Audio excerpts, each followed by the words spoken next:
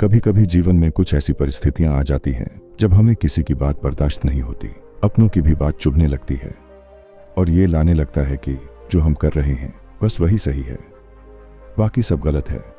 क्या गुस्सा करना सही है? इंसान का गुस्से में किया गया हर फैसला गलत होता है। गुस्सा कभी भी किसी का भला नहीं कर सकता। दोस्तों, ऐसी ही एक कहानी है एक राजा की जो हर किसी पर गुस्सा करता था और उस हमेशा लगा था कि वो जो भी करता है भी वही सही होता है।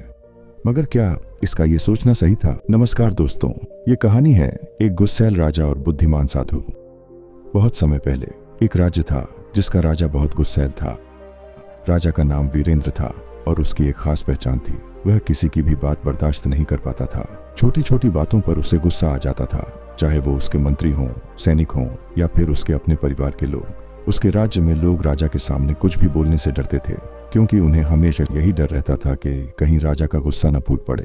राजा वीरेंद्र एक दिन दरबार में बैठा हुआ था। तभी एक किसान उसके पास न्याय की गुहार लेकर आया। किसान ने कहा, महाराज, मेरे पड़ोसी ने मेरी जमीन पर कब्जा कर लिया है। मैंने उससे कई बार कहा, लेकिन वह मानने को तैयार नहीं। कृपया मुझे न्याय दिलाएं। राजा ने बिना पूरी बात सुने ही गुस्से में किसान से कहा, तूने खुद अपनी जमीन की रक्षा क्यों नहीं की? मुझे हर छोटी बात के लिए क्यों परेशान कर रहा है? किसान ने विनम्रता से कहा, महाराज, मैं अकेला हूं और पड़ोसी ताकतवर है। मुझे आपकी सहायता चाहिए। लेकिन राजा ने किसान की बात को गंभीरता से नहीं लिया और उसे डांटते हुए दरबार से बाहर निकाल दिया। किसान दुखी होकर लौट गया और राजा वीरेंद्र ने सोचा कि वह सही कर रहा है। उसके पास ऐसी छोटी छोटी समस्याओं के लिए समय नहीं है। राजा का गुस्सा दिन ब दिन बढ़ता गया। उसकी छोटी छोटी बातों पर गुस्से की आदत के कारण मंत्री और सिपाही भी उससे डरने लगे। वे कोई सुझाव देने से पहले कई बार सोचते थे, क्योंकि राजा कभी भी बिना किसी कारण के गुस्सा हो जाता था। इस डर के कारण राज्य के कार्यों में गलतियां होने लगीं। लोग राजा के डर से कोई समस्या बताने से बचने लगे और धीरे धीरे राज्य में अराजकता फैलने लगी। राजा को समझ नहीं आ रहा था कि राज्य में समस्याएं क्यों बढ़ रही हैं। वह हमेशा दूसरों को ही दोषी मानता और भी ज्यादा गुस्सा करने लगता। उसकी पत्नी रानी सुमित्रा ने कई बार उसे शांत रहने की सलाह दी, लेकिन राजा ने उसे भी डांटते हुए चुप करा दिया। एक दिन राजा वीरेंद्र को यह खबर मिली कि राज्य के बाहर एक साधु आए हैं जिनके पास हर समस्या का हल है। राजा को यह सुनकर पहले विश्वास नहीं हुआ, लेकिन राज्य में बिगड़ती स्थिति को देखकर उसने सोचा कि साधु से मिलना चाहिए। उसने सैनिकों को आदेश दिया कि वे उस साधु को दरबार में लेकर आएं। साधु का नाम महात्मा अनंत था। वह शांत स्वभाव के और बहुत ज्ञानी थे। जब वह राजा के दरबार में पहुंचे तो राजा ने उन्हें अभिवादन किया। हर कोई मुझसे नाखुश है। छोटी छोटी समस्याएं बढ़ती जा रही हैं और मुझे समझ नहीं आ रहा कि ऐसा क्यों हो रहा है। महात्मा अनंत ने राजा की आंखों में देखते हुए कहा, राजन, समस्या राज्य में नहीं, आपके भीतर है। राजा को यह सुनकर बहुत गुस्सा आया। खुद में कहा, तुम ये क्या कह रहे हो साधु? मैं राजा हूं, मुझ में कोई कमी कैसे हो सकती है? महात्मा ने बड़ी ही शांति से उत्तर दिया, राजन, आपका गुस्सा ही आपकी सबसे बड़ी कमजोरी है। आप किसी की भी बात बर्दाश्त नहीं करते और हर छोटी बात पर गुस्सा हो जाते हैं। गुस्से में लिया गया निर्णय कभी सही नहीं होता। राजा का चेहरा क्रोध से लाल हो गया, लेकिन साधु की शांत उपस्थिति ने उसे कुछ सोचने पर मजबूर किया। महात्मा अनंत ने आगे कहा, यदि आप चाहें तो मैं आपको एक उपाय बता सकता हूं जिससे आप अपने गुस्से पर काबू पा सकते हैं। राजा ने कुछ देर सोचा और फिर बोला, बताओ, क्या उपाय है?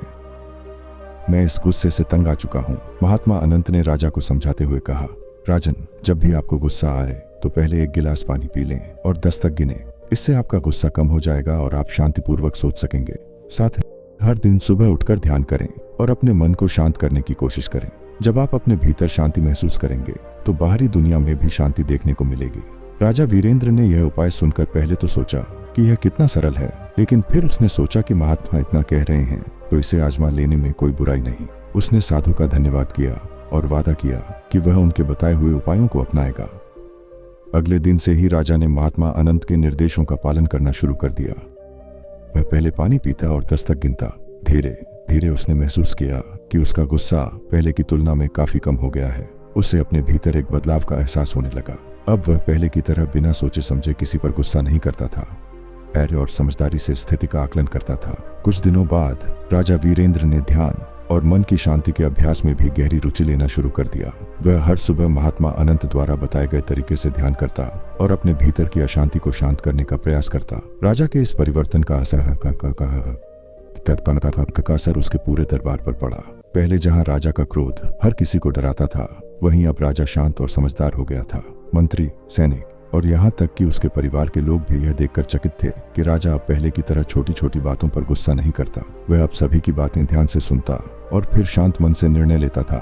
मंत्रीगण अब बिना डर के राजा के सामने अपनी राय रख सकते थे और इससे राज्य के कार्यों में सुधार आने लगा। धीरे धीरे राज्य में जो अराजकता फैल रही थी वह भी समाप्त होने लगी।